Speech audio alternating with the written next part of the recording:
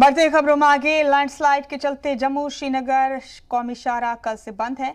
आज दोपहर तक ट्रैफिक रूल होने की उम्मीद बताई जा रही है, ट्रैफिक के मामूल होने की। ये पूरी खबर तफसील से देखिए। बारिश का मौसम शुरू होते ही पहाड़ों से लैंडस्लाइड के वाकयात शुरू हो गए हैं। ताजा मामला जम्मू श्रीनगर कौमी शाहराह का है, जो लैंडस्लाइड के चलते ठप हो गया है। तस्वीर में आप साफ साफ देख सकते हैं कि जम्मू श्रीनगर कौमी शाहराह पर पूरी सड़क पर बड़े बड़ी चट्टान गिरे हैं। सड़क पर इतना मलबा गिरा है कि इस पार से उस पार एक साइकिल भी नहीं गुजर सकती है। दरअसल ये लैंडस्लाइड रामबन जिले के मगरकोट में नेशनल हाईवे 44 पर हुआ है। यहाँ एक जेर तामीर सुरंग के सामने ये बड़ा लैंडस्लाइड हुआ है।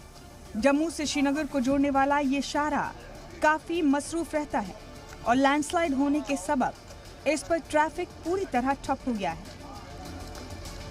बताया जा रहा है कि मलबा हटाने में अभी वक्त लगेगा और आज दोपहर तक ही ट्रैफिक के मामूल होने की उम्मीद है। ब्यूरो रिपोर्ट, जी मीडिया।